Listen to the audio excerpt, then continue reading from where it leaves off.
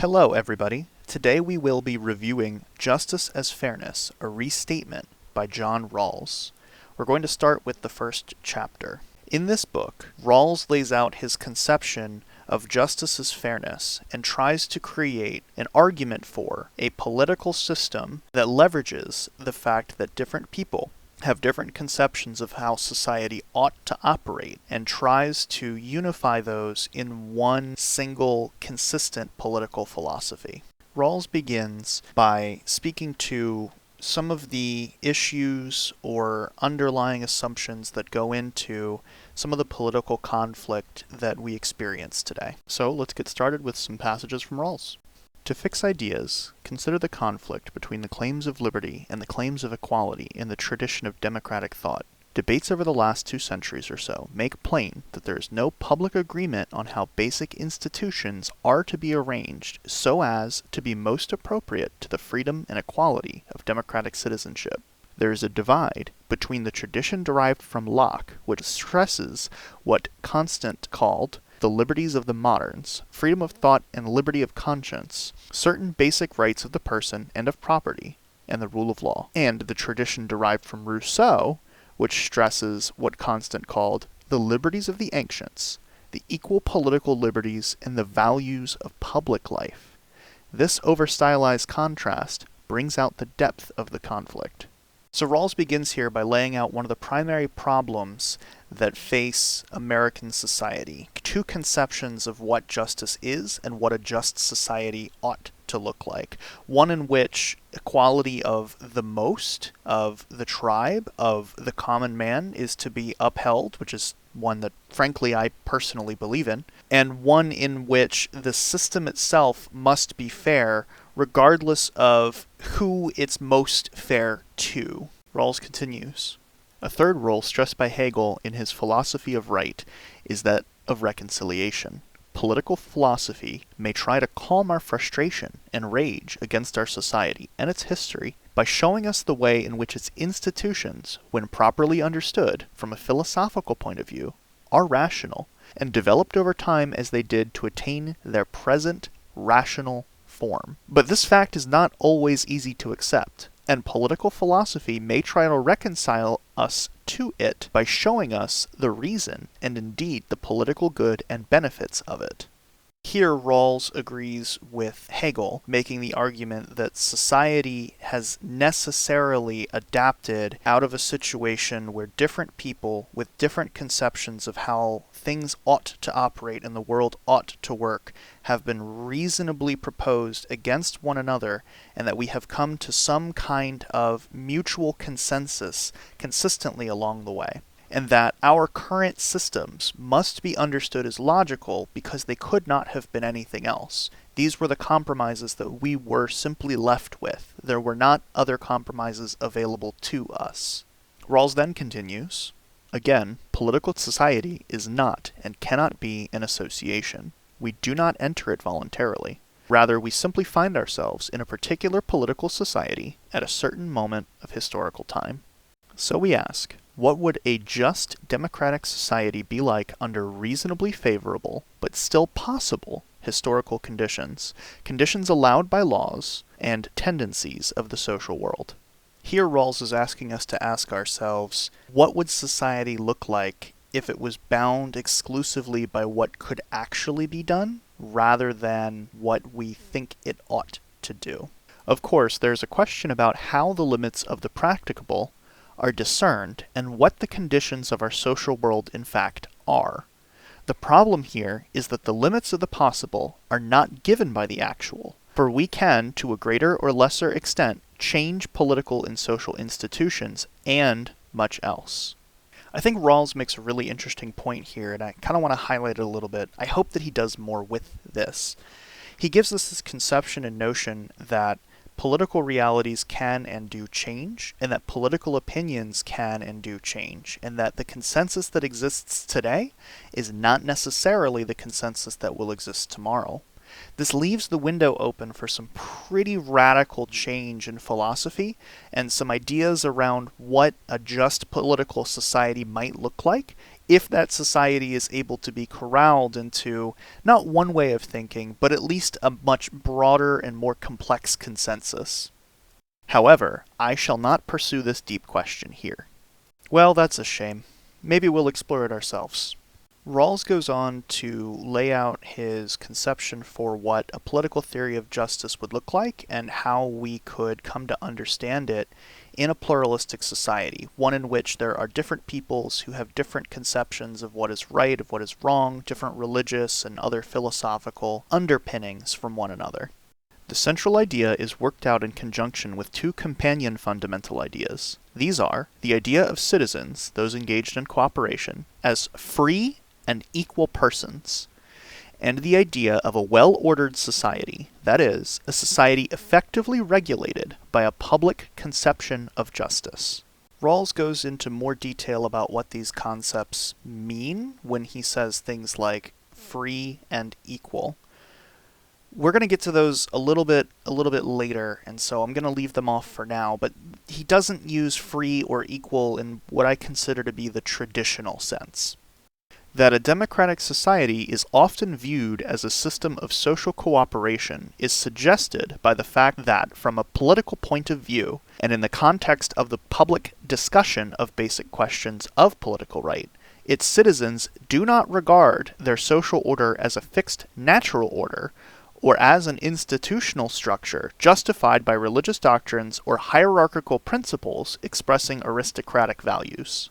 So here Rawls is saying, under justice as fairness, it is not the case that our system of values or our system of political justice is derived from any particular set of religious values. It's actually derived from the net sum of all of those religious values agreeing to a consensus. It is the places where our philosophical and moral values can overlap, which is a really interesting idea. Reasonable persons also understand that they are to honor these principles, even at the expense of their own interests as circumstances may require, provided others likewise may be expected to honor them. Yet, while it is unreasonable, it is not, in general, not rational, for it may be that some have a superior political power or are placed in more fortunate circumstances, and though these conditions are irrelevant, let us assume, in distinguishing between the person in question as equals, it may be rational for those so placed to take advantage of their situation. In everyday life, we imply this distinction, as when we say of certain people that, given their superior bargaining position, their proposal is perfectly rational, but unreasonable all the same. Common sense views the reasonable, but not, in general, the rational, as a moral idea involving moral sensibility. I'm really excited to see where he goes with this. One of my personal philosophical underpinnings and my problem with what can be called liberal democracy, or this idea of a consensus view, is that it is so easily shaped by those people with outstanding power. If somebody like Jeff Bezos wants to make a political idea a political fact, all he needs to do is buy it, right? He has enough financial and social power to make that idea a reality or a consensus view. And when it comes to describing political justice, where consensus views are built up out of a bunch of different perspectives, this leaves the whole notion or conception a little lacking, because people can take their own conceptions and impose them upon other people if they are allowed to do so, if these differences are present. So I'm really interested to see how Rawls accounts for this. Since in a democratic society citizens are regarded from the point of view of the political conception as free and equal persons, the principles of a democratic conception of justice may be viewed as specifying the fair terms of cooperation between citizens so conceived. The question is, what is the most acceptable political conception of justice for specifying the fair terms of cooperation between citizens regarded as free and equal, and as both reasonable and rational, and as normal and fully cooperating members of society over a complete life from one generation to the next? This question is fundamental because it has been the focus of liberal critique of monarchy and aristocracy, and of the socialist critique of liberal constitutional democracy. It is also the focus of the present conflict between liberalism and conservative views over the claims of private property and the legitimacy, as opposed to the effectiveness, of social policies associated with the so-called welfare state. I think Rawls shows maybe a slight weakness in his argument or thought process here, where he tries to show that liberalism has criticized aristocracy and essentially the systems of government that came before it, and that socialism then criticizes liberalism. But conservatism doesn't criticize anything except perhaps liberalism and socialism, of course. He doesn't bring that up. It's a little bit of an ideological slant that he has here, but it kind of highlights a point that I want to perhaps address. There's a conception within socialism that socialism is the necessary step after capitalism. Marx thought that economics would go from a feudal system to a capitalist system to ultimately a socialist system as the workers developed class consciousness and came to understand themselves as being oppressed. In our system of government, we have collectivist attitudes that are counterbalanced by attitudes that would prefer what I would describe as hierarchy, where it is believed to be the case that private property ought to be closely held as opposed to publicly held, and it ought to be the case that those who merit more will receive more. And I think that sometimes this is conflated, this conception of this is the way it ought to be, is conflated with this is the way that it actually is. But that's perhaps a little off of the point here.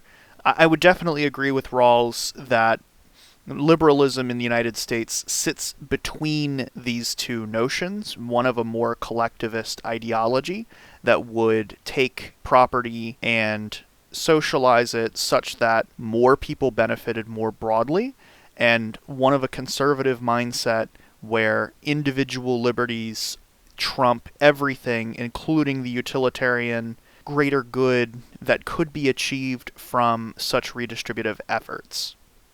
In using the conception of citizens as free and equal persons, we abstract from various features of the social world and idealize in certain ways.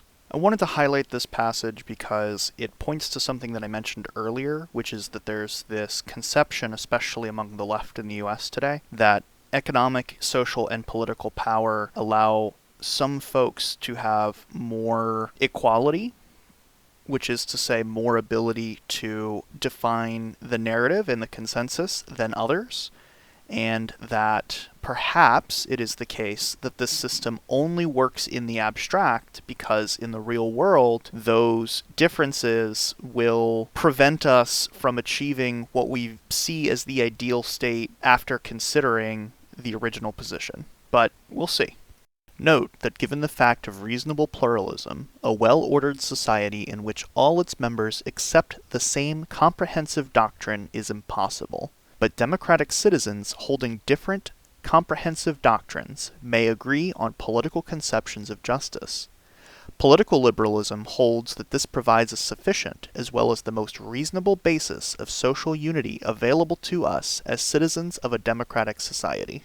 So here Rawls has directly highlighted his ideology and the philosophy behind it. He views liberalism, this consensus view, or at least the closest thing that can exist to a consensus view in his opinion, is necessarily the greatest good or the greatest conception of how society ought to be defined. This is essentially arguing that the center of the Overton window is the best place to define our concept of fair governance or justice as fairness. Nevertheless, the idea of a well-ordered society should also provide some guidance in thinking about non-ideal theory, and so about difficult cases of how to deal with existing injustices. It should also help to clarify the goal of reform and to identify which wrongs are more grievous and hence more urgent to correct. I'm definitely very interested personally in seeing how Rawls suggests that we make this determination of which grievances we should attempt to account for or solve for first. Hopefully we get to that later in the book. Now, this agreement, like any other, must be entered into under certain conditions if it is to be a valid agreement from the point of view of political justice. In particular, these conditions must situate free and equal persons fairly, and must not permit some to have unfair bargaining advantages over others. Further, threats of force and coercion, deception and fraud, and so on, must be ruled out. Clearly, unless those situations satisfy the conditions for valid and fair agreements, the terms agreed to will not be regarded as fair. Alright, I'm really starting to like this now. Yes, this is where I agree, and this is where I see problems with the liberal consensus that exists today in America. Specifically, I believe that there are folks that have more power over the democratic process and more power over the ideas that exist within the Overton window than they merit, and that those influences lead to worse outcomes and lead to a situation of governance where the majority do not feel that their opinion, or even that the consensus opinion, is the opinion that is commonplace in governance today. The original position, with the feature I have called the veil of ignorance, specifies this point of view. In the original position, the parties are not allowed to know the social positions or the particular comprehensive doctrines of the persons they represent. They also do not know persons' race and ethnic group, sex, or various native endowments such as strength and intelligence, all within the normal range. We express these limits on information figuratively by saying the parties are behind a veil of ignorance. Quote, two persons according to their threat advantage, unquote, or their de facto political power, or wealth, or native endowments, is not the basis of political justice. Contingent historical advantages and accidental influences from the past should not affect an agreement on principles that are to regulate the basic structure from the present into the future. To illustrate regarding appropriate restrictions on reasons. If we are reasonable, it is one of our considered convictions that the fact that we occupy a particular social position is not a good reason for us to accept, or expect others to accept, a conception of justice that favors those in that position.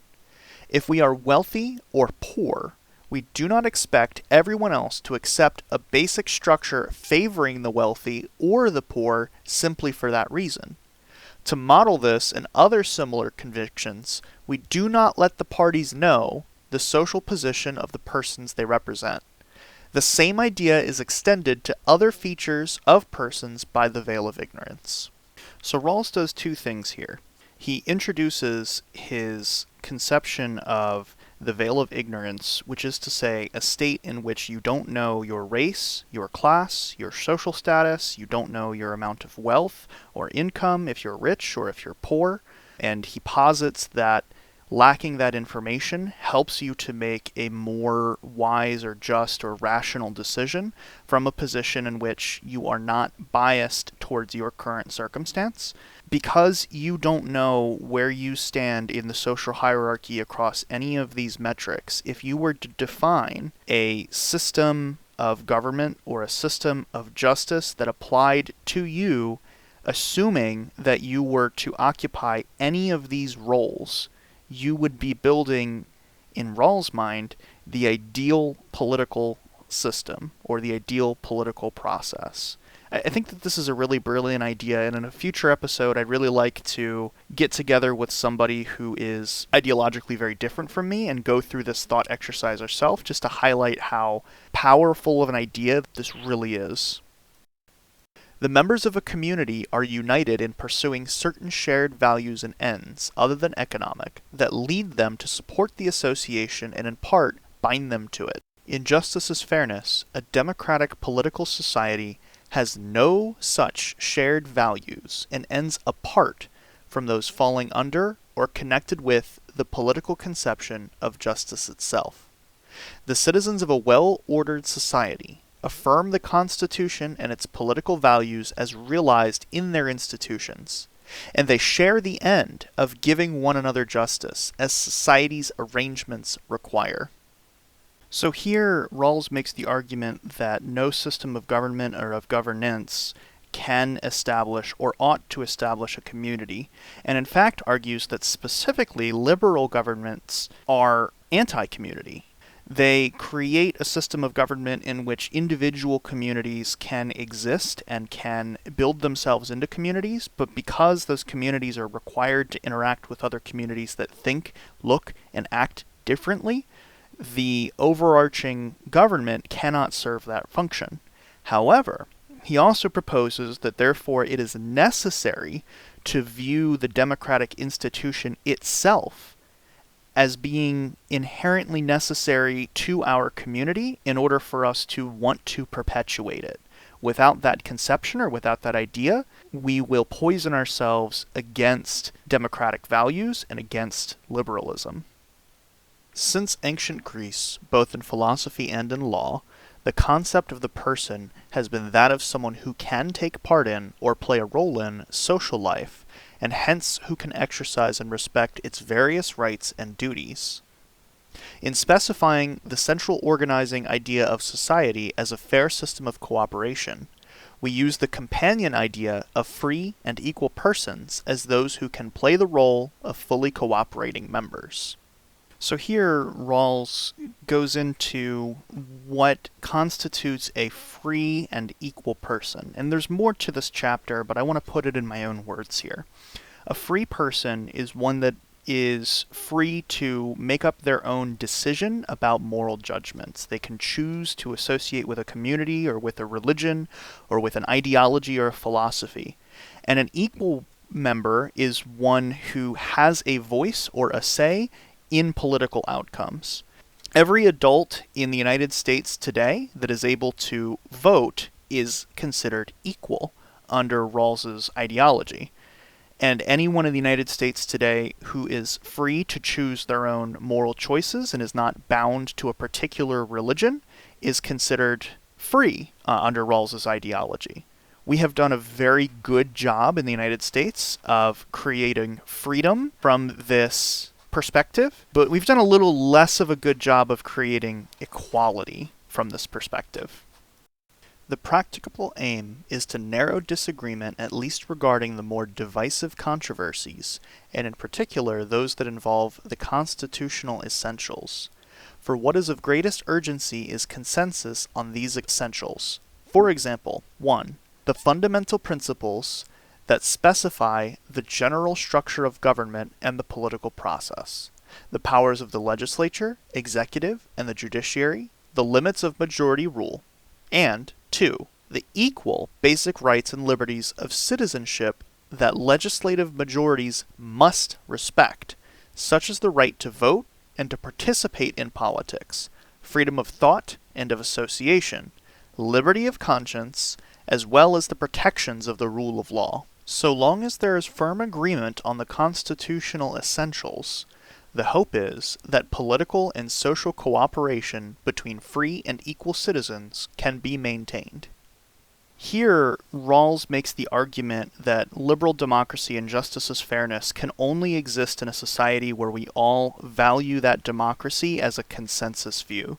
If there are people who don't value that democracy, who, for example, look to the systems of government themselves and say, these do not represent me, which is something that we see a lot on the left today, who say systems like the Electoral College or perhaps the Senate don't represent them because they give disproportionate power to another party or another group, or those who wish to take away from people the right to vote or the right to be equal in the society, which is something that we see on the right, who try to institute voter ID laws or other restrictions to people's ability to vote, especially for things like ex-felons or current felons. The essential consensus that drives liberal democracy starts to break down, and our trust in that democracy starts to break down.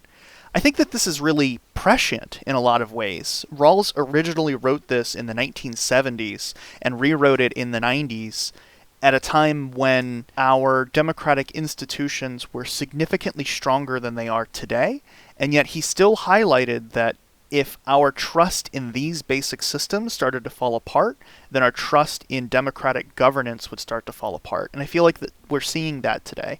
I didn't really want to include this passage or this section because I don't think that it has a whole lot to do with the rest of his thesis, per se.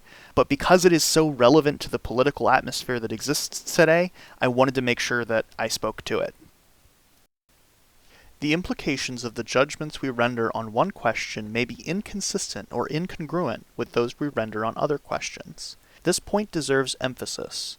Many of our most serious conflicts are conflicts within ourselves. Those who suppose their judgments are always consistent are unreflective or dogmatic. Not uncommonly, they are ideologues or zealots. The question arises, how can we make our own considered judgments of political justice more consistent both within themselves and with the considered judgments of others without imposing on ourselves an external political authority? Justice as fairness regards all our judgments, whether their level of generality, whether a particular judgment or a high-level general conviction, are capable of having for us as reasonable and rational a certain intrinsic reasonableness. Yet, since we are of divided mind and our judgments conflict with those of other people, some of these judgments must eventually be revised, suspended, or withdrawn if the practical aim of reaching reasonable agreements on matters of political justice is to be achieved. The same holds, we suppose, for any comprehensive philosophical and moral doctrine, even secular ones. A society formed on a form of utilitarianism or on the moral views of Kant or Mill would likewise require the oppressive sanctions of state power to remain so. A third general fact is that an enduring and secure democratic regime, one not divided by bitter doctrinal disputes and hostile social classes, must be willingly and freely supported by at least a substantial majority of its politically active systems. So here, Rawls laid out quite a few things, and I condensed quite a few sections together here in order to try to make a broader point out of it. He points to this issue of partisanship and of people being unwilling or unable to change their minds or recognize the hypocrisy within their own arguments, where they're being inconsistent in saying one thing about their positions and perhaps another thing about another one of their positions when the two are inconsistent. He then goes on to say that if you wanted to create a world in which you had precisely one political ideology, the only way to do it would be autocracy, to crack down and make sure that every other political position is verboten. And clearly that's not something that we want in the United States. That would be terrible for everyone involved. The combination of these two things is really an appeal to the public to say, when you have political ideas, you must be willing to compromise them, to give up your position for the sake of governance from time to time. And he doesn't do this as a left-right thing. He doesn't do this as a Republican-Democrat thing. He doesn't do this as a liberal-conservative thing. He doesn't do this in any of those kind of spectrums. He merely says that in order for this democratic process to work, people must be willing from time to time to abandon their own ideals for the sake of the system. A fifth and last general fact may be stated as follows: that many of our most important political judgments involving the basic political values are made subject to conditions such that it is highly unlikely that conscientious and fully reasonable persons, even after free and open discussion, can exercise their powers of reason so that all arrive at the same conclusion. Finally, what Rawls here is saying is that even under ideal conditions, we will never all agree to a consensus view. There are simply too many factors. We were all brought up differently, we view the world differently, we have different anecdotal experiences, and we have different valuation systems that we posit questions to. I have conversations with a lot of conservatives in a political discord that I'm a part of, and one of the things that some of my greatest friends in the conservative space there and I have agreed to, us having different initial conditions and wanting to achieve different end states from one another. So for example, where I might value reducing human suffering, where that might be the end goal that I want to achieve, there are others who value individual liberty more than the desire to end human suffering, and would be willing to allow human suffering if it meant that individual liberties were not tread upon. This is something that we can simply never come to a consensus on. We have different understandings and different ideas for how the world ought to operate and what our ideal end states ought to be. So that's the first chapter of Justice is Fairness by Rawls. There really is a lot here to talk about, to digest, and to think about. This conception of people as being free and equal, ability to change their own minds and not be influenced by those in society that have power over them, that society can't be decided coercively, and that really we all have to work together and be willing to compromise and give up some things that we value in order to make this system work are extremely important. I want to focus in the next episode not on Chapter 2, but on this veil of ignorance and original position thought experiment. I would like to run through this thought experiment and try to see if I can reason from first principles the state that we are in as Rawls suggests and as Hegel suggested. This notion that the reality and the political reality that exists today are perfectly logical if you are willing to look at them from a logical perspective. To do so, I will need conservative ideas and conservative insights, and with any luck, I'll have a guest onto the podcast in order to help facilitate that. I want to thank you for tuning in and for listening through the full episode here. I hope that you'll listen in again next week, and the week after we will go back to reviewing the book with Chapter 2. Thanks so much for listening.